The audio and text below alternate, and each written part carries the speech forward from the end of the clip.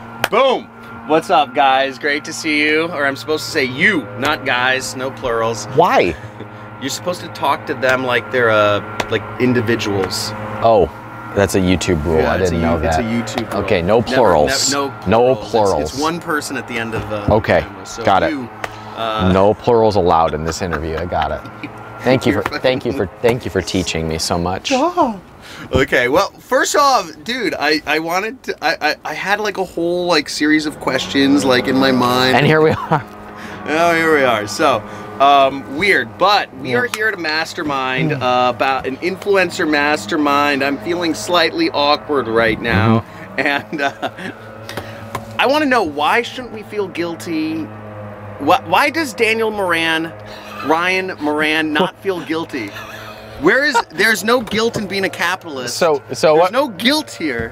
What has crafted this amazing person? Yeah, it's interesting. Where does it come from? You know what's interesting is entrepreneurs get successful after a while, and then some of them become big liberals, where they feel guilty about their success and they feel they need to like give it all away. I don't know anything about that living in LA. Yeah, right. Well, where I'm getting is like there's like inherent guilt that happens sometimes when people become successful, and that's just an unnecessary belief. And the reason is because like the greatest way to make change in the world is through a profitable business. Because business is ultimately the way that you distribute something profitably. Now in like the YouTube world, we tend to think of business as a way to have passive income so that you can be selfish and live a better life. But the function of business is so that you can distribute something that has a meaningful impact on someone else. Yeah. So the best thing you could possibly do for the world is for you to be rich and successful, for you to profitably distribute what it is that you want to share with the world, a product, an idea, a service, whatever makes a meaningful impact for somebody else.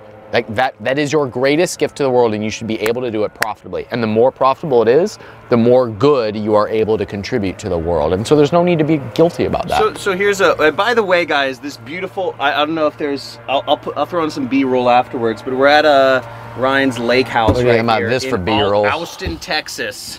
But I got some B-roll for you, John. Oh my God, you're fucking crazy. But dude, actually this is really interesting, is like guilt to become successful, not after people become successful and they're like, we're giving it all away. Do you have to separate, like, do you have to get rid of guilt just to become successful? Like, is there a relationship between guilt and success? Money will amplify whoever you are. It's just like alcohol. Heard that, right? Yeah. So if somebody loves attention, and that's how they get love and how their ego is satisfied, and you give them alcohol, they don't become a quiet introvert that's cute in the corner. Sure. They become the like the loud, boisterous person at the party. It's the same exact thing if you give someone money. Money is an amplifier, just like alcohol is. So if you have somebody who feels guilt about whoever they are, and you give them a lot of money, it's going to amplify that. I've heard that before. I've been to Tony Robbins and stuff like that. But I want to hear what I mean. Is that what you think in terms of like you have to? So there's no relationship between guilt and making money in the first place and charging ridiculous prices, or is that really what you believe? Okay. Of course not. There's absolutely no correlation between the two. Okay. Money is a measure of value. Like there's no guilt associated with creating value for other people. The end. Okay. There's no guilt associated with creating. So here is the big distinction.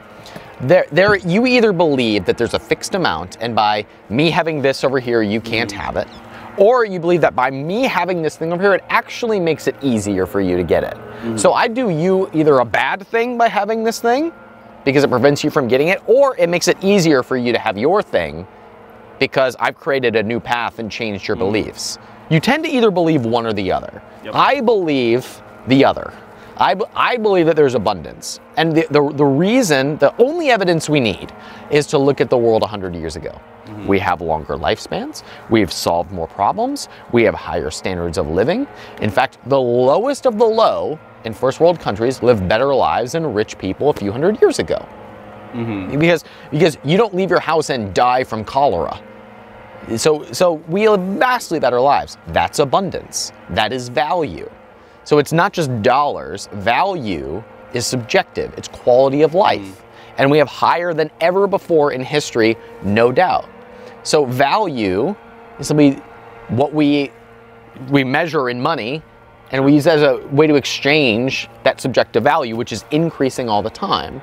So there's no guilt associated with creation of value, and that's what we're doing as entrepreneurs. We tend to think there's this pie over here, and I gotta get mine, but the truth is, you're making the pie. Like you just add more to the pie, and some of it comes to you. I totally agree. Now, as somebody who's created, assisted 500 people in becoming millionaires, do you think intelligence has any? Do you think IQ or intelligence has any effect on? Yes. Okay. I don't even know what the next question is, but yes. So yes, obviously, like intelligence is a variable. Now you can overcome a bunch of different variables. Like hard work is a variable. So intelligent people don't necessarily work harder. Hardworking people aren't necessarily more intelligent. It's just a variable in the overall equation. Now some of them are within your control. I would even argue intelligence is a little bit within your control. A little bit. Like you can do things to become smarter. And I'm talking about the way people are born. I'm not talking about the books you read or the college you go to. I'm talking about. So you're talking about natural, innate talent, like innate talent. Yeah. So yeah, that's a variable, and you can't change that, but you can change a whole hell of a lot of other things, and those are things within your control. We do all this focusing on what we can't control. Meanwhile, there's a bunch of things that are, and you don't get rich or even improve your life or anybody else's life by focusing on the things that you can't control. You focus on the things you can control. And as soon as you double down on that, you can change whatever you want. Now you invite a lot of ridiculously successful people. You've been around a lot of ridiculously successful people. You told me earlier that you really try to keep those 5 people, or you are the 5 people. You try to keep some really high value people around you. Are there any public examples of people you've personally met that you can say they don't have a lot of natural intelligence, but they have overcome it? And oh man, I mean, and yes, this is being broadcast on YouTube, but you don't need. Grant Cardone doesn't have a lot of natural intelligence. Grant Cardone doesn't have a lot of natural intelligence. How did he make up for it? He works incessantly. He's a great salesman. He had a skill that he completely doubled down on. Like, I mean, he went completely all in on one skill set. So persuasion or telesales? I mean, sales is his. Sales. So here's an interesting distinction. Like, intelligence is not necessarily associated with skill set. It's one of the variables. Intelligence is a variable. Like give me somebody with 170 IQ. It doesn't necessarily mean they'll be successful. It just means that they're going to be really smart. So are most professional athletes incredibly intelligent? Maybe. I don't know. I've never been in a professional athlete. There's plenty of people I'm sure on paper have a lower IQ than me and are more successful than me. In fact, I am probably held back by intelligence because I overthink things. Like I have to get coaching from people who are like, you need to stop overthinking it. Like you are being too smart about this. Yeah. So intelligence is a factor, and intelligence and conscientiousness are the greatest predictors. Conscientiousness means self-awareness, or what do you mean by that? The conscientiousness is, you might call it like personal autonomy. Okay. Like the ability to control oneself. Okay. Like the ability to control oneself and to use it effectively. Self-control, where it's like, oh my God, my dog's sick. I have to, like. That's the exact example I was thinking of in my mind right there. When your dog is sick. Life issues. That's what I'm thinking. What I'm getting at is, yes, those are variables and they're contributing variables. And there are plenty of people who are dumber than you who have done better. And so we can't use that as an excuse. Okay. So life issues are not an excuse. Guys? Well, hold on. Well, sure, they're an excuse. Like life issues, of course life issues are an excuse. But they too are a variable. And we dwell on all the things that we can't control. But there's plenty of things you can control. So I've talked to a lot of people who you know, are going through this struggle. You know, they've started different businesses, and a lot of life issues come up. They believe more than the normal person. Maybe there's divorce, car accident, computer battery overheated and broke down, and you know, there was didn't have the right tornado socks in their hometown. You know, a million things, and it's been a stack. And it's been a stack, and it's held them back. They have sick, you know, medical bills for their mom and all this crazy shit. Sure. I mean, that's real stuff. And it's real stuff, and you can't, you know, if your mom is sick and just got, you know, heart attack and had to go to the hospital and that, you know, blah blah, whatever. These are real things. This is a real situation. How does one I can't keep looking in the eye because the sun is so bright. So I'm gonna look at the camera. I'm gonna look directly at you. I can kind of see you in there. How does, you know, how do those not factor into things? Somebody who's been held back with so many circumstantial things. You know, I haven't had many of those things happen in my life. How can you not feel guilty? How do you not feel guilty? No, you. I'm not talking to me. Well, I was talking to me when you were me. That's a different. So, like, how do I not feel guilty about the fact that maybe that like, how was your? I guess, how did you grow up? Did you grow up? Would you say you grew up privileged? Did you have a lot of problems in becoming successful? So, is the nut that you're trying to crack, if I overcame things, or is the nut that you're trying to crack if, I want to know about your situation becoming successful. Oh man, because I'll say my own example. It was easy. I didn't have any dependents. I was on my own. I grew up from, you know, I grew up in a fairly wealthy family. You know, I always did well in school. I didn't have a really hard path. Do you have some entrepreneurial guilt? No. Who's being interviewed here? Who's being interviewed? Now, or maybe I'm playing devil's advocate because I'm trying to get some interesting shit out of you. Who knows? But I want to hear your story. I'm giving you my story as an example. Wasn't that hard? I want to hear yours. So we can talk about mine later. Yeah, my dad was a school teacher. My mom was a stay-at-home mom until they split when I was like 11 or 12. Okay. And from that point on, we run reduced lunch programs. It's like government subsidized lunch programs. Okay. Right. At 12 years old, basically learned I got to go figure out my own stuff. Like no one was going to take care of me. No one was going to help me. It was on me. Which, by the way, I discovered later was a really unhealthy belief for the long term. But it made me very personally responsible in the short term. Interesting. Which was a good strategy as a teenager. Really holds you back when you're an adult, if you believe that it's all on your shoulders. But what that forced me to do was figure out how I wanted my life to be and what I wanted out of it. And we spend so much energy today trying to insulate ourselves from hard times. But hard times are the things that actually build us. And responsibility doesn't go away just because you hand it off to someone else. Like the responsibility of you to control and be autonomous over your own life, that is there infinite until you die, until you're gone. And we try to stack the deck to insulate ourselves from hardship or doing the hard work of responsibility, but it's still there. And you can either trade that and be less free, or you can create your own life.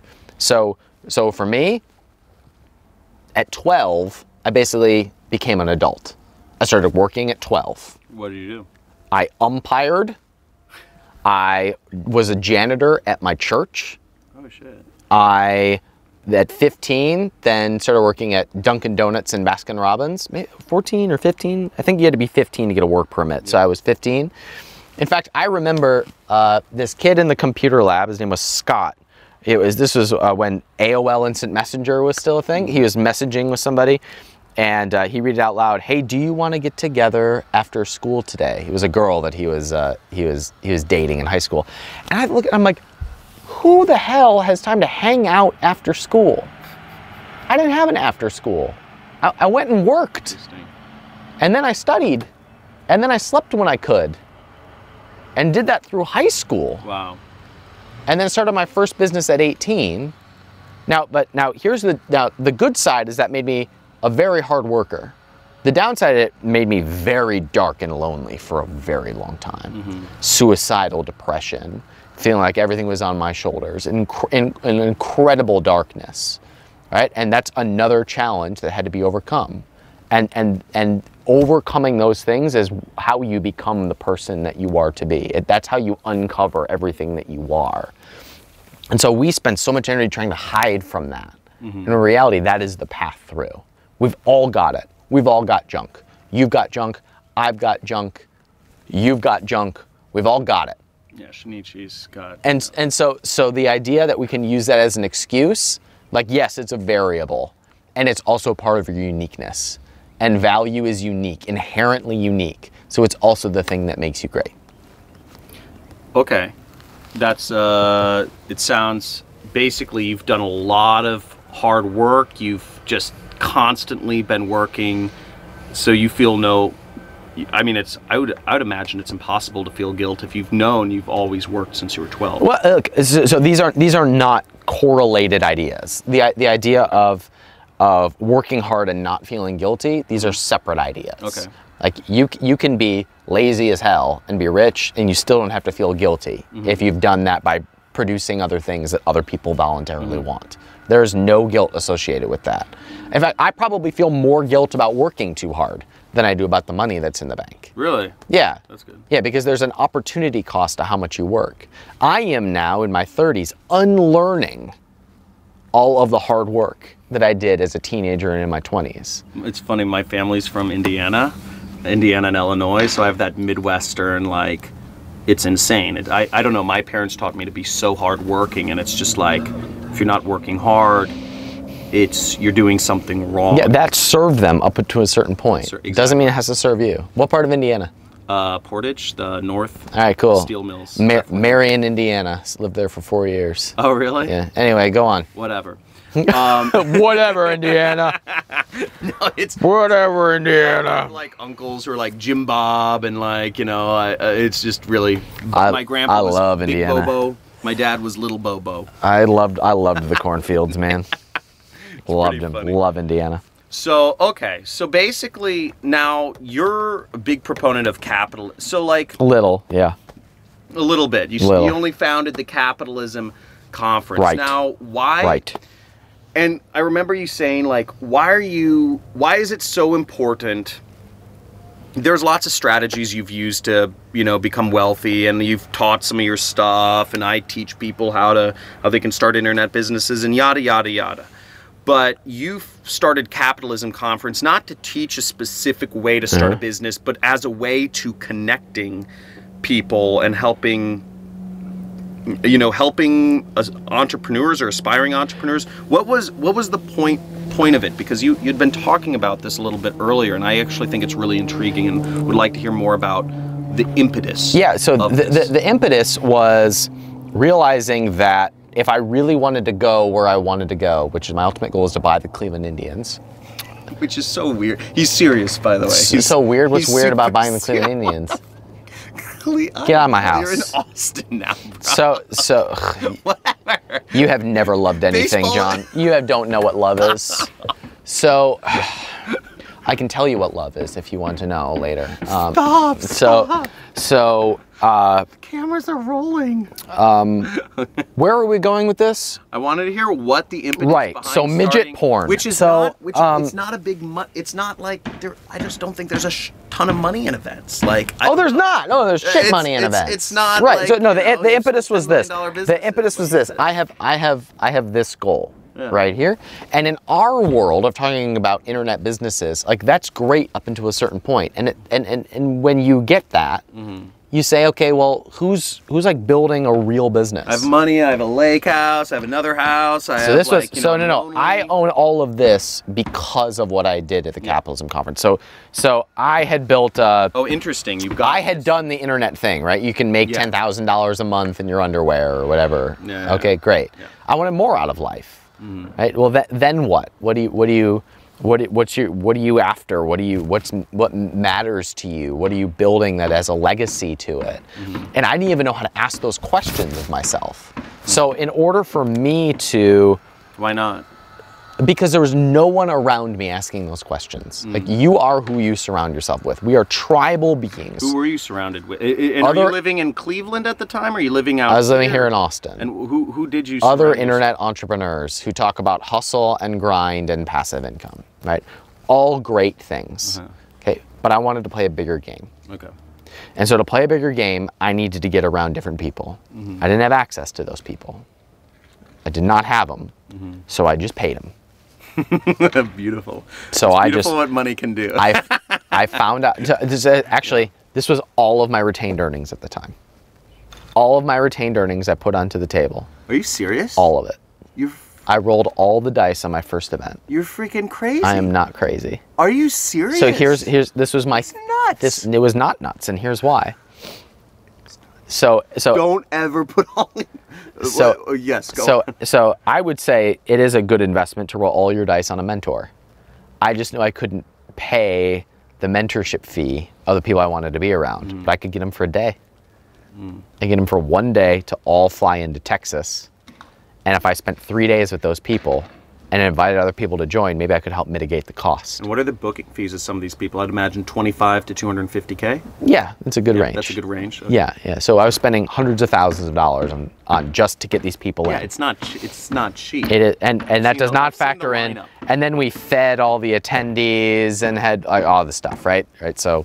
Yeah, this was not a business to me. What happened then was over the next couple of years, I built a company to $10 million and sold it, right? I started inspiring a bunch of entrepreneurs around the world. And the reason was because I started thinking differently. I started putting together the thought patterns of the sharks on Shark Tank and the Gary Vaynerchuks and the people who ran big enterprises. And as a result of doing that, your brain just fires differently. And so we can all think of a time where we met someone and everything changed. Like 100%. Like there was a person.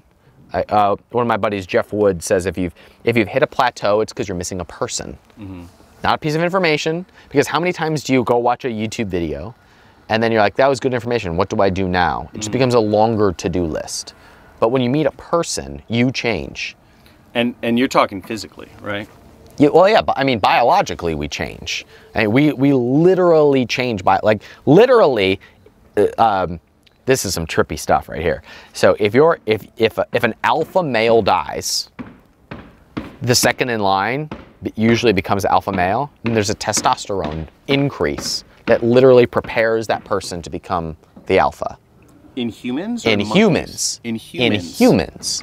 So how does that, like, Tony Robbins dies and I'm just going to get somebody else if he had a second in command, if Jarek, his son, took over, there would be a physiological change in him of now leading that empire.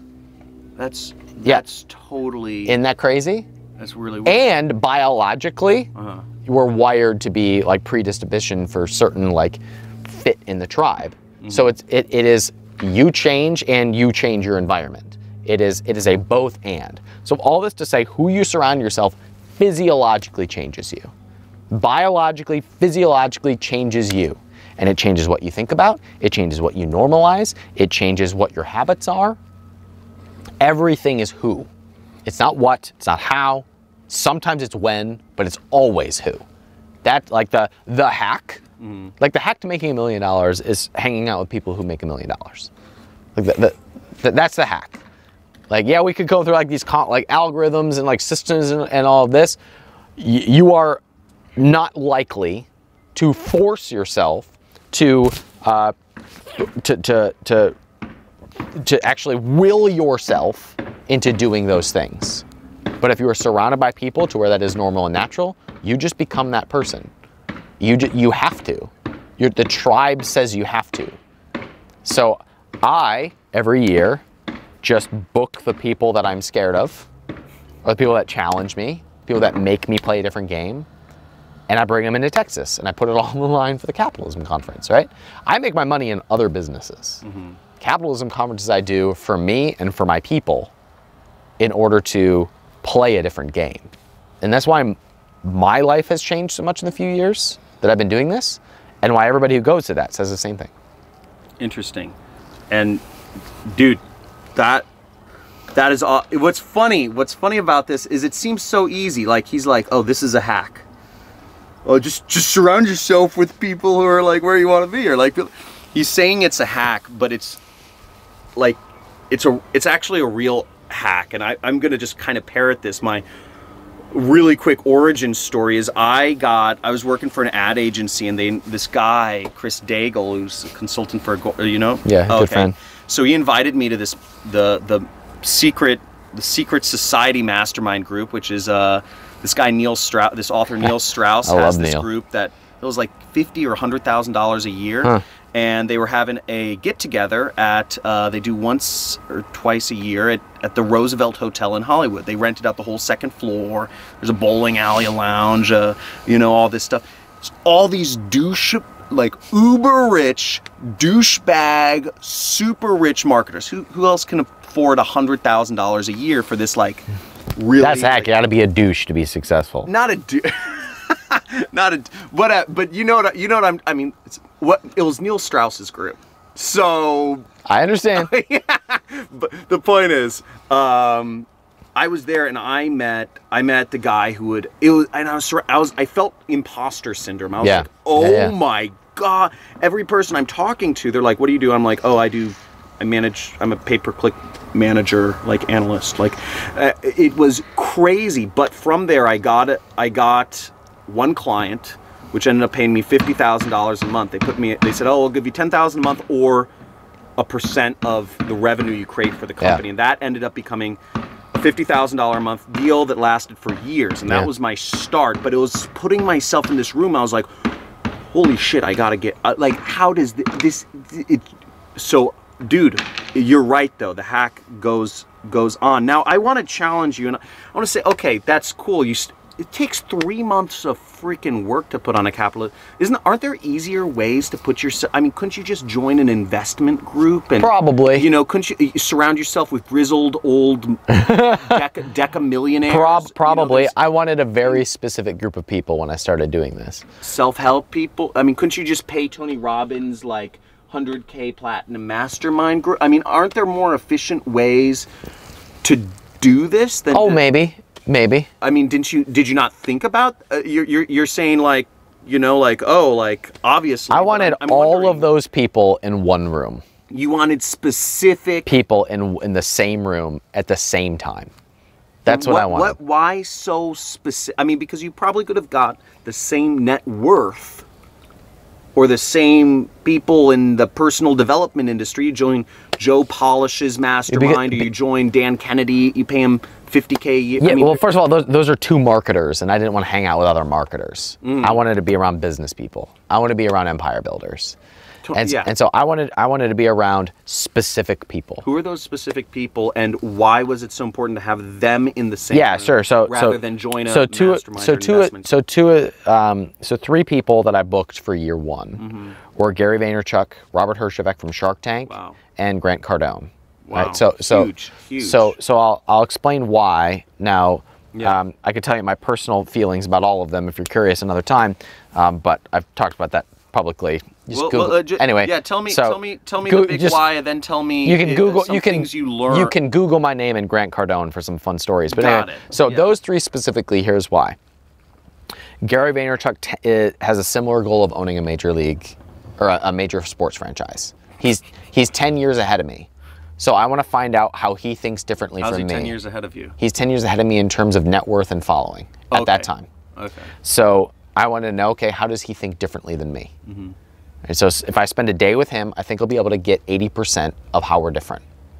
I want to know how he plans to own the New York Jets. I want to know what he focuses on in order to build that. What's the strategy that he plans on doing? I had never heard him talk about it before. Now he talks about it publicly, but I think that was the first time.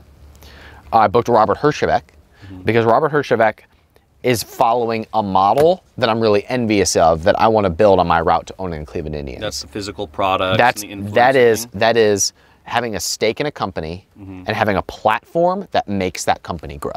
The whole reason why I teach this stuff is because my model is I want to have a stake in a business, and I want to impact that business by the platform that we build at capitalism.com. Interesting. Okay? And then, so you want capitalism.com to be the Shark Tank of physical products? Correct. Maybe? Yes. Interesting. Okay. And Grant Cardone claimed to own hundreds of millions of dollars worth of real estate, right? He's also a marketer.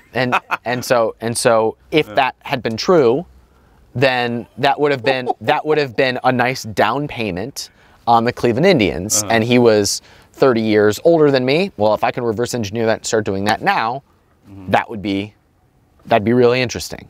So those are the three things I learned from those specific people. Now, what's the big we've been going on a little while, over 20 minutes or something. Yeah. What is the big? I don't leave the audience with what is the big thing that you learned from this overall, and not the. I know you did interviews with all these people or whatnot, but I'd say what was the big personal thing that you took away from this that maybe you haven't told anybody about, or I don't know, but what is the big overall thing where did it change your direct, because that's a big commitment to do this whole thing for this moment where you bring these people together. Here's the thing that I've discovered that I've never told anybody. Yeah. We've all got insecurities, imposter syndrome, junk, things that hold us back, stories, problems, reasons why we couldn't. We've all got it. All of them. So Grant, regardless of my personal interactions with him, was an addict for years, overcame it. Channeled that into business. Is wildly successful now. That's fucking admirable. Gary, immigrant from another country, started with nothing. Nothing. And built everything that he has from absolutely nothing. So you realize that we've all got junk and reasons why we could make them excuses. I'm this gender, I'm this ethnicity, I had this setback, we've all got it. Sure. Some people overcome it. Sure. And that's a result of who you become. And that is usually the result of some genetic makeup, DNA, but it's mostly things that are within your control. What you listen to, who you hang out with, the books you read, the habits that you practice. And the way that you fast lane all of that is by changing who you hang out with. That's it. That's everything. That's badass. Thanks, I like you too. So much.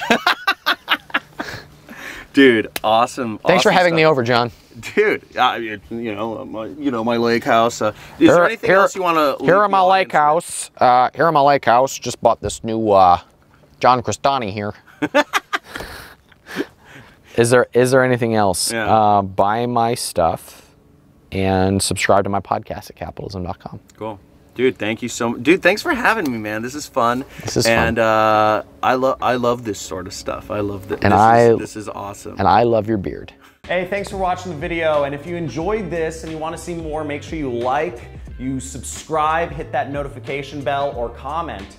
And if you'd like to actually learn how it is I run my internet business and make piles of money like this, make sure you click the link below in the description or in the first comment, and I will show you. Peace.